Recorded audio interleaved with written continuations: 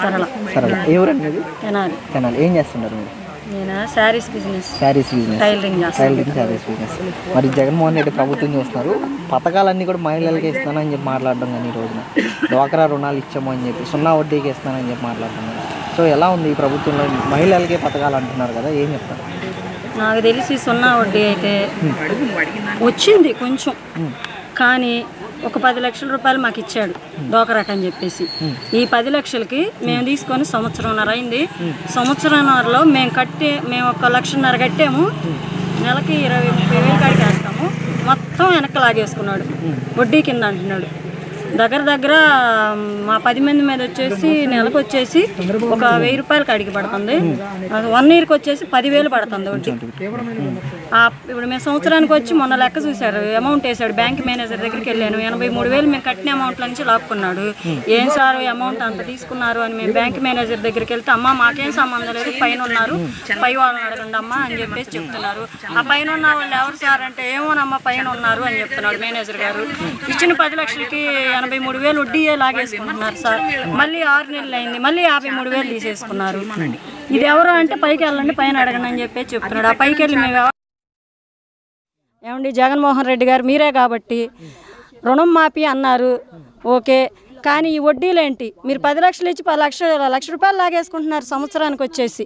అంటే చంద్రబాబు నాయుడు ఎలా ఇచ్చారు? చంద్రబాబు నాయుడు ఉన్నప్పుడు లేదు ఇలా, అసలు ఎంత వడ్డీ మాకు తెలియదు. పావలా వడ్డీ అంటే మాకే వడ్డీలు పంపించారు, 10,000 అని 20,000 అని అలా డ్రా చేసుకొచ్చుకునేవాళ్ళమి. ఇప్పుడు వెళ్ళాక అసలు ఇంత మటుకు మేము సరిగ్గా ఇంత మటుకు ఆయన ఈ 5 ఏళ్లలో ₹1 డ్రా చేసింది లేదు మేము. వడ్డీ మాత్రం బేవత్సమైన వడ్డీ. డ్వాక్రా మహిళలు మొత్తానికి నేను తెలియపరుస్తుంది ఏంటంటే, మనకు తెలియకుండా చాలా వడ్డీలు వేస్తున్నాడు డ్వాక్రాల్లో. కానీ మీరు కొంతమంది లెక్కలు చూడలేదు. మేము బుక్కు తీసుకొని బ్యాంకుకి వెళ్ళి తీపించుకుంటే వడ్డీ మీద వడ్డీలు అని చెప్పేసి 1,50,000 ఈ సంవత్సరంలో తీశాడు. సంవత్సరంన్నర ఇప్పటికి మేము వడ్డీ తీసుకొని 10 లక్షలకి సంవత్సరంన్నర అంటే ఈ 10 సంవత్సరాలు ఒకళ్ళు డ్వాక్రా ఆగితే 10 లక్షలు అయిపోతుంది ఆపితే. మేము కడుతుంటేనేమో అలాగని నెల దాంట్లో నుంచి లాగేసుకుంటున్నారు అమౌంట్. దయచేసి మీరు జగన్మోహన్ రెడ్డి గారండి, ఈ అమౌంట్ మేము కట్టలేకపోతున్నాం ఇంతంతా. మీరు పావలా వడ్డీ అన్నారు, ఇంత మటుకు మాకు రాలేదు అవి. మీరు దయచేసి ఈ డ్వాక్రా మహిళలందరికీ తగ్గించవలసిందిగా కోరుచున్నాము.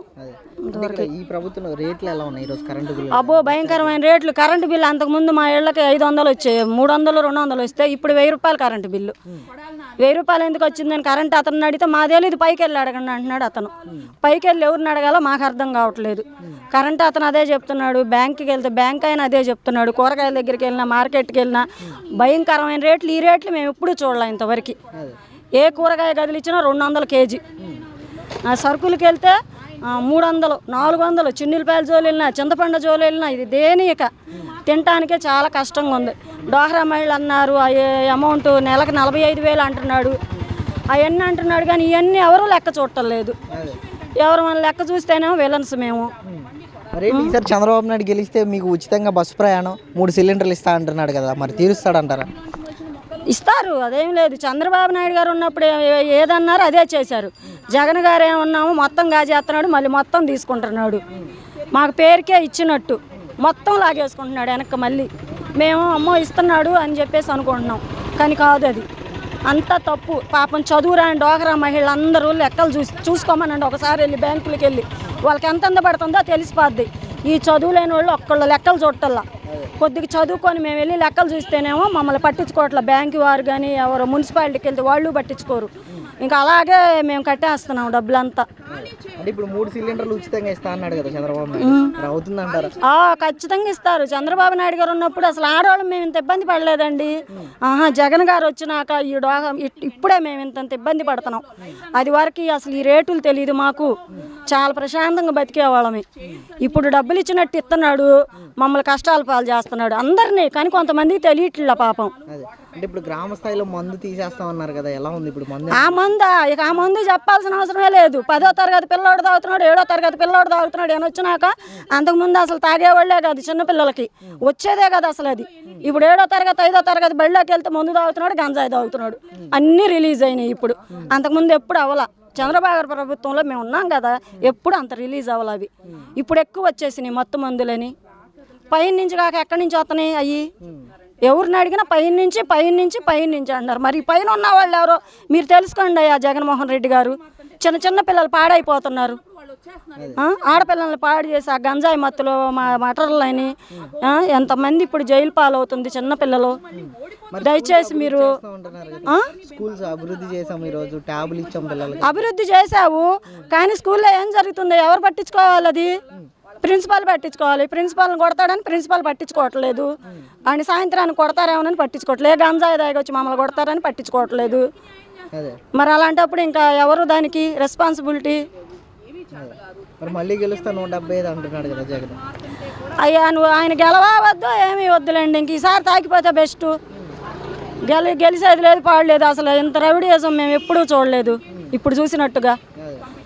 చిన్న చిన్న పిల్లలు అసలు పాడైపోతున్నారు కదా. ముందు 7వ తరగతికి ఈ గంజాయిల్లో లవ్వులని ప్రేమలని అంతకుముందు మేము ఎరగం ఇలాంటి చిన్నపిల్లలప్పుడు.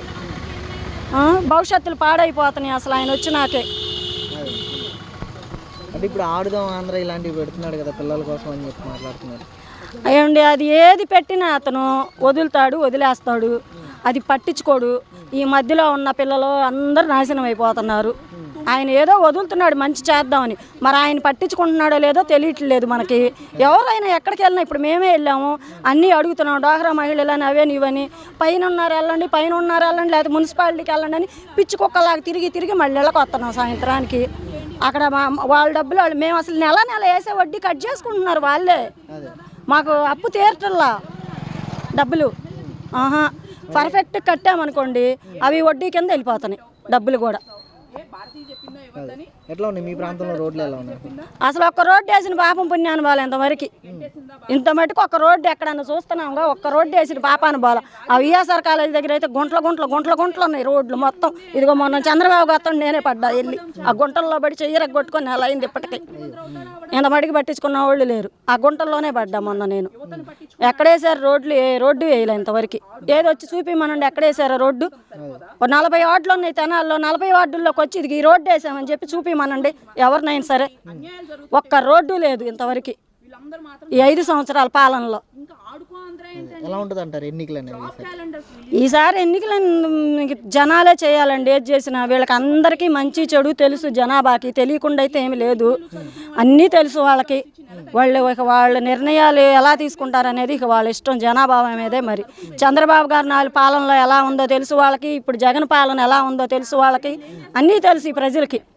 అంటే మీరు ఎవరు వస్తే బాగుంటుంది అనుకుంటున్నారు? మేమైతే చంద్రబాబు నాయుడు గారు వస్తేనే బాగుంటుంది అనుకుంటున్నామండి ఈసారికి. జగన్ గారు మాత్రం వేస్ట్. ఇంకా రౌడీయిజం పెరిగిపోద్ది జగన్ గారు వస్తే. ఈ 3వ తరగతి చదివేవాడు ఇక గంజాయికి అలవాటు పడతాడు ఇక్కడి నుంచి అయితే. నిన్నటిదాకా 7వ తరగతి వాళ్ళు, ఇప్పుడైతే 3వ తరగతికి అయిపోద్ది. అసలు గంజాయి చంద్రబాబు నాయుడు ఉన్నప్పుడు ఎప్పుడు మనకి టౌన్లోకి రాలా ఏ రోజు. ఇప్పుడు విలేజెస్లో ఉంది, టౌన్లో ఉంది. ఏ ఊరు చూసినా గంజాయి ఉంది. ఇదివరకు ఎప్పుడు వచ్చిందండి? 5 ఏళ్ల క్రితం 5 ఏళ్ళ పరిపాలనలో.